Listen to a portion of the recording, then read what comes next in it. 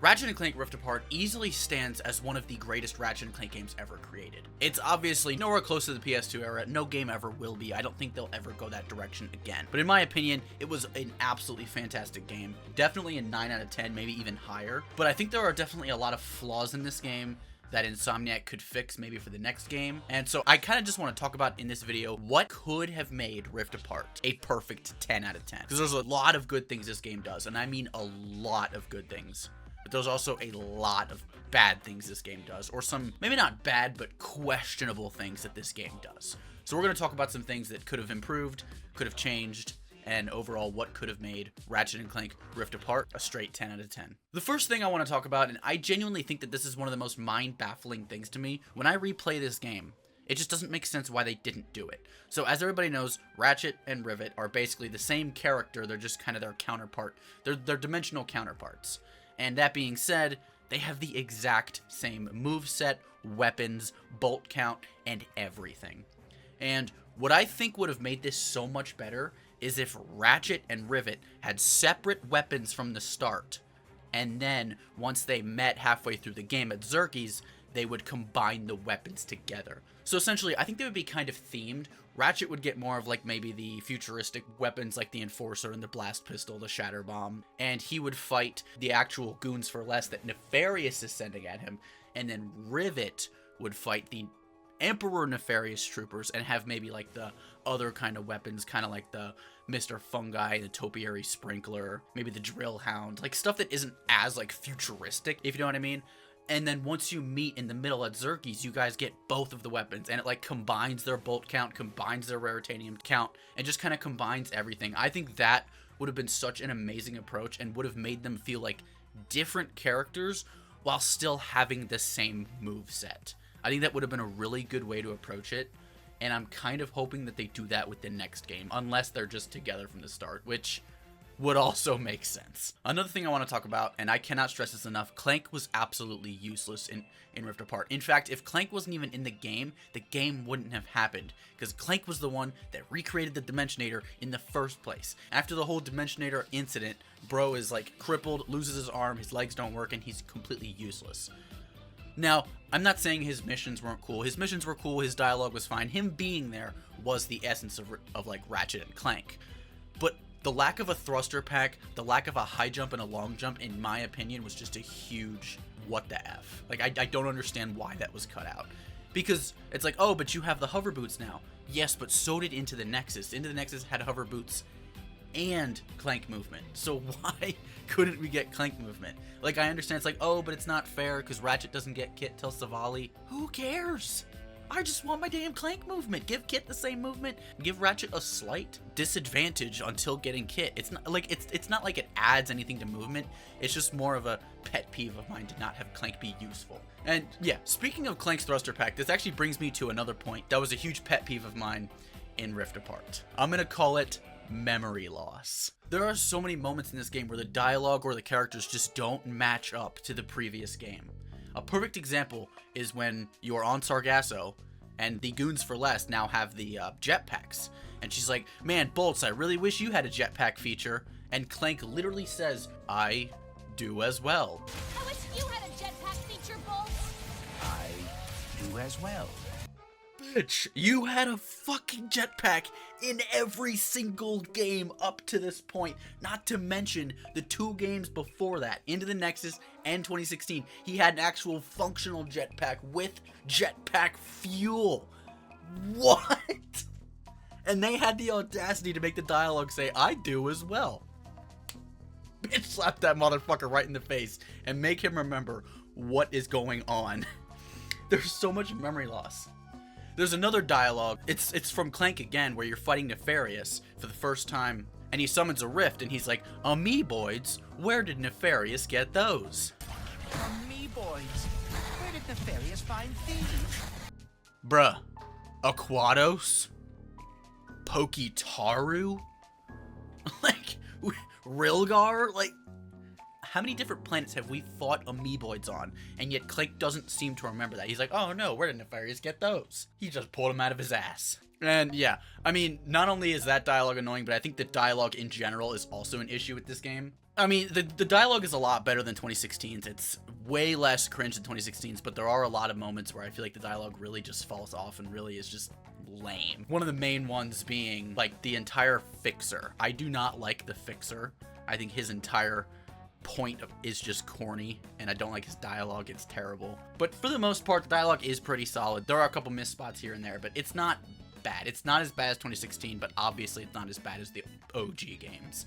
I don't think we'll ever get dialogue that good ever again, unfortunately. In my opinion, and I understand why we didn't get this, I think we didn't get enough OG side character representation, and what I mean by that is Quark, Skid, and Rusty Pete. They're basically shown in the beginning of the game, the way end of the game, and never again. And now I understand why. It's because we are in Rivet's dimension basically throughout the entire game, except for the beginning and the end. But I still think it would have been cool to like just hear some dialogue from them and just see them just a little bit more. I understand that the whole point of them even being in the game was because we meet their counterparts, Phantom, Quantum, and Pierre. Like, I understand that was the point of them even being in the game. But I feel like Rusty Pete was useless. He barely had any dialogue. Skid had like one line, and Quark had like 3 lines. And I understand the situation with Quark and how Jim Ward had to step down as his voice actor. Insomniac probably didn't want the new guy to have a huge workload, and they knew that people wouldn't like the new voice. So Quark was probably benched from a few lines here and there. But I still think it would have been really cool to see them more. And I mean, not even just those 3, just see other side characters. Like, where's Angela? Seriously, bro, where's Angela? It was cool to meet the new characters like the Morts, but I really felt like they weren't that interactive. And Lady on Blizzard Prime, I don't even remember her name. The chef, like, there wasn't enough new side characters introduced other than those 3, and I think it would have been cool to get some more side characters, some more lore. That's just my opinion, though. What do you think? Another gigantic thing wrong with this game is that they removed the gadgets entirely. We need a return of gadgets. We had the swing shot, the hurl shot, and I guess you could technically count glitch as a gadget, though that was more of like the hacker, which technically the hacker didn't count as a gadget, but we'll let it slide. So you get the swing shot, hurl shot, and glitch. That's it. No trespasser, no omni soaker, nothing. No helipods, any helipod fans? I just felt the lack of gadgets was crazy. There wasn't a lot of like unique stuff to do. Like, all of the gold bolts were just hidden behind either glitch or just a little bit of platforming, which I do like how this game took more of a platforming approach. It wasn't just combat, it was like platforming and combat. It had a very nice mix of that, but I also felt like it would have been nice to have some more puzzles in there with like, just for example, they brought the trespasser back, or maybe the infiltrator. Just bring that back. I think it would have been really cool to have the occasional optional puzzle not be like a glitch section. You guys know I hate glitch. As her, like, her missions are fine. I have no problem with her missions. It's just her voice that kills me. And I don't have a problem with the glitch missions. I just feel like it would have been cooler to have a few more barriers locked behind other stuff that you had to get. Because I felt like just the lack of gadgets, it's hard to process that there was none. Like, I'm trying so hard to think if there were any in that game, and I genuinely don't think there were. It's crazy. I think it would have been cool to have like hidden pocket dimensions. I like the pocket dimensions, but having more of them hidden behind that stuff. I think Glitch only had 2 optional gold bolts in the entire game, and they could have added a lot more. There was only 25 in this game. More gadgets could have led to all 40 that are normally in every Ratchet and Clank game. So that's my stance on gadgets. I really, really hope they return in the next game. Like, at this point, Swing Shot isn't even considered a gadget anymore. It's just part of Ratchet. And like, oh, there's the Phantom Dash, but that's just part of Ratchet. That's not a gadget. That's literally just part of his moveset. It's a cool part of his moveset, I won't lie, but it's hard to consider that a gadget. The weapons in Rift Apart, I hear a lot of people complain about them. I really like the weapons. There's only a few that I think were really hit or miss. And I know they were trying to utilize the PS5 controller and like the 2 trigger clicks and stuff like that, but I feel like some of them just really weren't desirable. The first one I'm thinking of is actually the Ricochet. I really like the idea of the Ricochet, where you hit one enemy and you have to hit them multiple times. But the problem with that is it only targets like one enemy at a time. So if you're fighting freaking 20 people and you hit somebody with the Ricochet, those other 19 people are wide open and they're gonna come right for you. So you kind of have... It's good for single target, but if you're trying to get multiple people, I don't think it's a very good idea to use. Again, it's a very unique weapon. It's a very good good weapon, but I think maybe it would have been cooler if like you shot one, and then it ricocheted and like split into two, and then it was attacking 2 enemies, and then it ricocheted again, split into 4, split into 8, and like obviously they would progressively do less damage, but you'd still be able to hit multiple targets and like stun them, so that there wouldn't be freaking 20 enemies coming right at you, and there's nothing you can do about it. So I feel like the ricochet was kind of a missed opportunity. Not to mention the middle click didn't even do anything on that one. Another weapon that kind of bothered me is the drill hound. I don't know what it was, but the targeting wasn't that good on it. It would seem like whenever I shoot it, it would just miss. It was a cool idea. You do the half click on the controller and it would actually target the enemy, and then you do the full click and it shoots it at them. But I felt like the damage on it was very underwhelming, and half the time, for some reason, it would just fly right past them and just fall off the edge. I feel like it was a missed opportunity for a really good weapon, especially because at first I thought it was the rocket launcher of the game until you find the Warmonger and you're like, oh, never mind, and then the Warmonger just slays. But I felt like it would have been fine if the Warmonger wasn't in the game, if the Drill Hound's damage was just bumped up a bit. Late game, it just doesn't match up to what it should be. When you first get it, it's pretty solid, but it really quickly just isn't that good. Since we're talking about damage, I feel like the Void Repulsor was just a very disappointing weapon. It was a really cool idea to have the shield and the little shotgun mode, but I felt like the damage was very underwhelming, and hugely missed opportunity was the fact that the shield would actually consume energy, when in my opinion, it would have been a really cool strategy use weapon.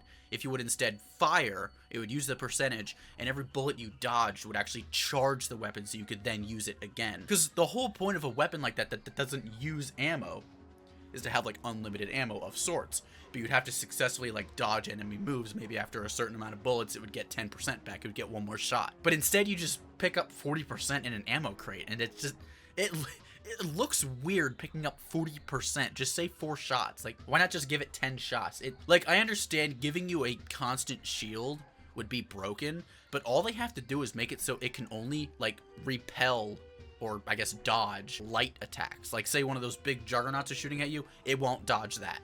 It'll just dodge light attacks and charge your thing a little bit. Maybe every couple shield blocks gives you another shot. And maybe you can find some from the ammo crate, but I just think it'd be so much better if it recharged over time and or using the actual shield. Because the damage was very underwhelming that I would end up finding ammo crates with it, and I'm like, oh great, Void Repulsor, yay. like I don't use the shield because the game's too freaking easy anyways. I don't need a shield. So I think that weapon was just a little too disappointing in my opinion, but let me know what you guys think. I know there's a lot of people who like the Void Repulsor, there's a lot of people who don't like it. Let me know what you guys think. Oh, and there's one more weapon that I think is just so bad, and that is the Bombardier. This weapon is given to you so late in the game, and the amount of damage it does is so tremendously low. You get it on Sargasso 2, which is like the 3rd to last level, and by the time you even get it, you throw it up at the ankle biters, and it doesn't even kill them in one bomb. Its targeting is terrible, its range is terrible, its damage is terrible, its rate of fire is terrible, and it doesn't last long enough. It only has like 4 bullets. I think the Bombardier is without a doubt the worst weapon in the game and one of the worst weapons in the franchise, which is crazy. I did an entire playthrough of this game with only support weapons, and this was by far just the most useless one. Like, I still used it. It was still extra ammo and damage, but not enough to justify. Other than those 4 weapons, I feel like the rest of the weapon rosters is honestly pretty good and pretty well balanced. There's a couple weird ones here and there, or the fact that the pixelizer is given to you in challenge mode, where it's kind of hard to get it to those first 5 levels because it doesn't do challenge mode damage. But I feel like that's a decision they decided to make, and it's not necessarily anything on the weapon. I think the pixelizer is an amazing weapon. It's just hard to get it to that first 5. But yeah, every other weapon I feel like is pretty well balanced and pretty enjoyable to use. So obviously, this is probably one of the most well-known issues with Rift Apart just publicly, and that is the fact that Ratchet and Rivet are exactly the same. Ratchet and Rivet have the same jump, same side jump, same movement, same speed, same everything, except for there is one difference, and I actually don't know if people know about this difference. Ratchet and Rivet have a different wrench throw. Ratchet's kind of goes straight horizontally, like a medium distance, and then comes right back. Rivet's goes in like an arch and then comes back, and it does actually go further than Ratchet's. I actually prefer rivets because it goes further, faster, and it doesn't arch. So if anybody didn't know that, that is actually entirely different. They are very different. If you do it enough times, you will notice the difference. It is night and day. Rivets is multitudes better than ratchets. But I feel like it would have been cooler to have just a few extra things different between them. Like, I understand the point of Insomniac making them the same is that they didn't want Rivet to be so different to Ratchet that nobody would want to play it, because you're forced to play as Rivet for like 60% of the game, which I know that's another pet peeve. You don't get to play as Ratchet as much as you get to play as Rivet. I think it's fine because, I mean, obviously she's the new character. You're invading her dimension, so I feel like it's fine that you play as her more of the game, but I just wish there was something different. Like, it would have been cool if maybe that each, like, weapon would have a different, like, alt fire. Like, for the half press, each different character had, like, a different usage, or maybe a full press. Instead of the burst pistol being, like, a really slow shot and then a fast shot, maybe the burst pistol would be a slow shot and then it would be, like, a piercing shot or something. Like Rivet would send a piercing shot. Instead of a faster bullet, it would just be a piercing and it would go through multiple enemies. And with the shatter bomb, instead of just, like, Ratchet would throw it and it's just a bomb, Rivet would throw it and it's a cluster bomb. Like, make their alt fire different. I think that would have been really cool. And another great utilization of making them different with weapons. And maybe after a certain number of kills, they can get, like, a special move. Maybe Rivet, like, has her freaking armor just, like, explode around her, or maybe create, like, a shield or something. Like, Ratchet has some suit power up, kind of like Spider-Man. Like, Ratchet has, like, maybe every 50 kills, he, like, ejects, like, missiles out of his freaking suit or something, and it just kills enemies nearby. Maybe Rivet, after every 50 kills, she can get, like, a shield or something around her, protects her for, like, 30 seconds. Like, something like that, I think, would have been cool and made them different once again. Like, movement style, I know that would have been pretty tough to change, other than, like, not giving one of them hover boots, but I think that would be a little bit too much of a change. So I think it's fine to have their movement the same, but I think it would have been a really good opportunity to have the weapons be different too. Whether it's giving them an alt fire, giving them a special move, anything like that, I think would have made a huge difference and made the game a lot more fun to play as both characters. And I think one of the world's largest pet peeves is the fact that only Ratchet or only Rivet can visit a planet. I think the first visit, like, say you go to Sargasso, you start as Rivet. That's fine. But I feel like once you beat the level, you should be able to go back there and explore as Ratchet. Like, obviously, since they're the same character, it's not a big deal. But it is. What if I want to do the arena challenges as Ratchet? What if I want to go to Sargasso as Ratchet? What if I want to explore Cordelion as Rivet? Like, you can do it in Spider-Man 2. You can play as Spider-Man and Miles Morales, and you can just switch and do the same thing as either of them. And they have their own respective missions. So I feel like if they would have done that with Rift Apart, that would have been massive. So I feel like that and them being too similar is one of the absolute biggest problems with this game. And on my final note, I just want to mention the planets. I don't think this game is very short, to be brutally honest. I think it's pretty average, if not a little bit above average for a Ratchet & Clank game. Now, planet count is short. The game only features 10 planets, if you include Megalopolis in the intro and outro of the game. Now, even though there's only 10 planets, 3 of them are revisited, that being Sargasso, Savali, and Xerxes twice, I think. So that ends up being like around 15 visits to levels at least. But in my opinion, the levels are really long and fleshed out. Now, a lot of them are linear, like Savali has a little bit of openness to it, but other than that, they're pretty linear. You can't really do anything in a different order except for Savali. But they're really long, and I like that about them.